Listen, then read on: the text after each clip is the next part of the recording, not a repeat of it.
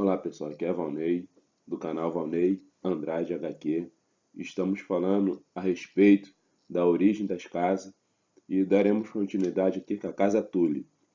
É uma antiga e nobre casa das terras pluviais que remonta à Era dos Heróis. Ao contrário de muitas grandes casas, nunca governaram como reis, mas seguraram Corre-Rio por 1000 anos. O primeiro senhor deste castelo foi Axel Tully, cujo pai, Edmure, ajoelhou para Armistide Vence, um conquistador ândalo. Eles frequentemente defendiam o tridente contra ataque dos reis das terras ocidentais e contra os homens de ferro. A Casa Tully ganhou destaque durante a Guerra da Conquista, quando Lord Edmund Tully levantou os senhores rebeldes do Rio que desertaram o rei Haren, o Negro, e se juntaram a Aegon, o Conquistador. Edmund foi recompensado com o domínio sobre as terras pluviais. Durante a Dança dos Dragões, os Túlios governaram em nome dos senhores do Rio. Os Tully não parecem ter tido um papel ativo na Guerra Civil, ao contrário de vassalos como Blackwood e os Frey. Lord Medgar Tully participou do torneio de Valfreixo. Ele desafiou Sir Humphrey Hardinge em sua primeira disputa e foi derrotado, dado a vulnerabilidade geográfica do tridente. A Casa Tully sempre buscou alianças em caso de invasão. Lord Roster Tully procurou casar com seu irmão Sir Brynden Tully, herói da Guerra dos Reis de 9 Moedas, com Bethany Redwine, mas Brynden não aceitou. Isto fez com que começasse uma longa briga entre os dois. Por isso, Brynden ganhou o apelido de Peixe Negro. Osten posteriormente tomou um protegido, Petit Baelist, o Mindinho, então um obscuro fidalgo dos dedos. Peter se apaixonou pela filha mais velha de Lord Roster, Catelyn, mas foi rejeitado. Como consolo, ele tomou a virgindade de Lysa, outra filha de Roster. Roster proibiu Petyr, o Mindinho, de se casar com suas filhas devido ao seu baixo nascimento e ordenou que Lysa bebesse chá da lua para impedi-la de engravidar de Petyr. Oyster aceitou uma oferta de Lord Tywin Lannister de casar Sir Jaime Lannister com Lysa, mas Jaime se juntou inesperadamente à Guarda Real antes que isso pudesse ocorrer. Royster rejeitou a oferta do filho mais novo de Tywin, Tyrion, como substituto. Apareceram pretendentes da Casa Brax e de outro, mas Royster finalmente aceitou uma oferta de Lord Richard Stark, de que Catelyn seria prometida a Brandon Stark, herdeiro de Winterfell. Petyr Baelist, o Mindinho, duelou com Brandon pela mão de Catelyn, resultando em seu exílio de Corre-Rio. As execuções de Brandon e Richard Poelo, pelo Rei Louco, complicou as coisas, mas Lord Roster se juntou à rebelião que se seguiu de Lord Robert Baratheon contra a Casa Targaryen, organizando o casamento de Catelyn com o irmão de Brandon, Lord Eddard Stark, ou Ned Stark, e de Lysa com Lord Jon Arryn. As terras pluviais foram um grande palco na rebelião de Robert. Lord Royce lutou na Batalha dos Sinos e esmagou as casas leais aos Targaryen de Godribrook, Darin, Monton e Rhaegar. O controle sobre seus vassalos não estava completo. Além dessas casas recalcitrantes, a Casa Frey atrasou a sua contribuição até após a decisiva Batalha do Tridente.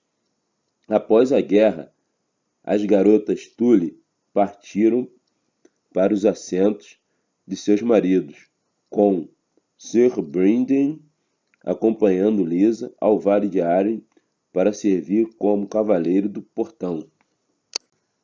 Casa Lannister. Lan, o esperto, apareceu vindo do leste. Alguns dizem que ele era um aventureiro ândalo do outro lado do Mar Estreito. Embora isso tenha ocorrido um milênio antes da chegada dos ândalos a Westeros, independentemente de suas origens, os relatos concordam que, de algum modo, Lan teria os Casteller do seu rochedo e o tomou para si. O método exato com o qual ele realizou isso permanece tema de conjunturas. Na versão mais comum da história, Lan descobriu uma passagem secreta para dentro de rochedo, uma fenda tão estreita que teve de tirar as roupas e se besuntar com manteiga para se esfregar nela. Uma vez lá dentro, no entanto, começou a fazer suas maldades, sussurrando ameaças nos ouvidos de Casterly adormecidos, uivando na escuridão como um demônio, roubando tesouros de um irmão para plantá-los nos aposentos de outro, organizando ciladas e armadilhas. Com tais métodos, ele conseguiu colocar os Casteller uns contra os outros e os convenceu de que o rochedo era assombrado por algumas criaturas vil, que nunca os deixaria viver em paz. Outros narradores preferem outra versão do conto. Em uma, Lan usa a fenda para encher o rochedo de camundongos, ratos e outros animais nocivos e desta maneira expulsa os Castellers. Em outra, ele contrabandeia um bando de leões para dentro da fortaleza. E Lord Casterly e seus filhos são todos devorados. E depois disso, Lan reivindicou a esposa e as filhas de sua senhoria para si. A versão mais devassa da história é que Lan entrou no castelo, noite após noite, para ir ter com as donzelas Casterly enquanto elas dormiam. Em 9 meses, todas as donzelas deram à luz crianças de cabelos dourados, enquanto insistiam que nunca tiveram encontro carnal com um homem. O último conto, apesar de irrelevante, tem certos aspectos integrantes que podem dar uma pista da verdade do que ocorreu. O arquimestre Parestan acredita que Lan era algum tipo de partidário a serviço de Lord Casterly, talvez um cavaleiro de sua casa que engravidou a filha de sua senhoria ou filhas, embora isso pareça menos provável, e persuadiu o pai a lhe dar a mão da garota em casamento. Se de fato isso ocorreu, presumindo, como devemos, que Lord Casterly não tinha filhos legítimos, então, com o curso natural dos acontecimentos, o rochedo passaria para a filha.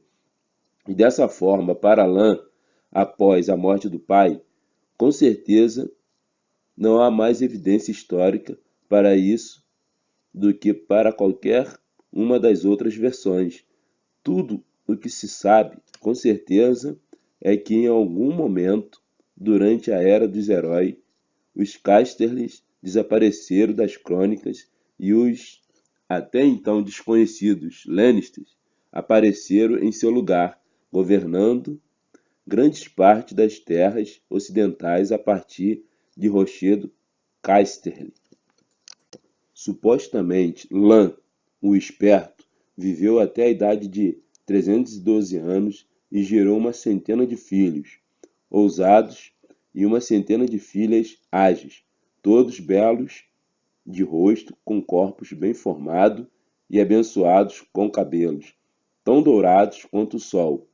Deixando tais contos de lado, as histórias sugerem que os primeiros Lannisters eram férteis, assim como belos, pois muitos nomes começam a aparecer nas crônicas. Em poucas gerações, os descendentes de Lan se tornaram tão numerosos que nem Rochedo Casterly poderia abrigar todos eles.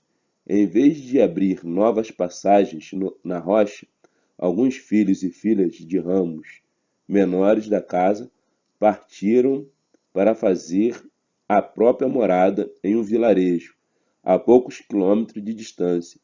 A terra era fértil, o mar repleto de peixes, e o lugar que escolheram tinha um excelente porto natural. Logo, o vilarejo se transformou em uma vila e depois em uma cidade, Lennis Porto. Casa Martel.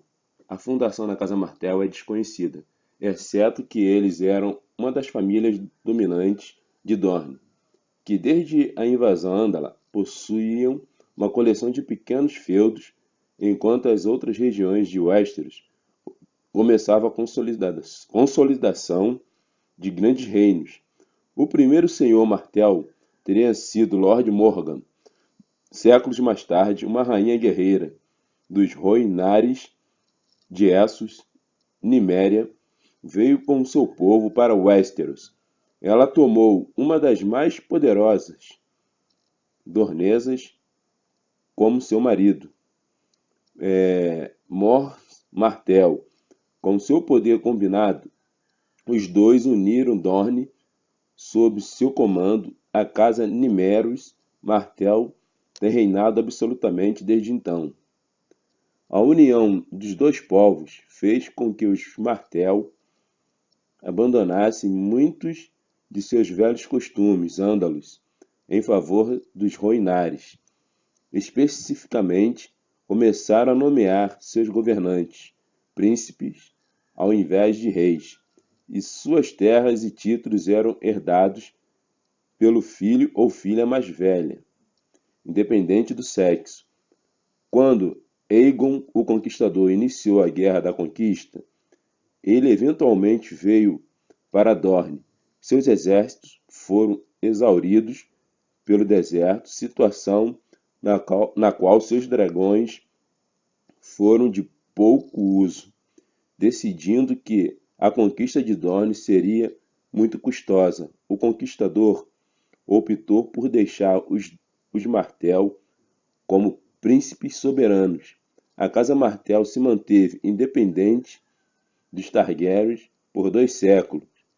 A única casa dos 7 reinos a realizar tal feito, após sucessivas tentativas de conquista sobre o reinado de Daeron I, Dorne eventualmente juntou-se ao reino através do casamento entre as duas casas. A aliança foi composta de 2 vias, com o futuro rei Daeron II casando-se com a princesa Miriam Martell e o príncipe Maron Martell desposando a irmã de Daeron, Daenerys.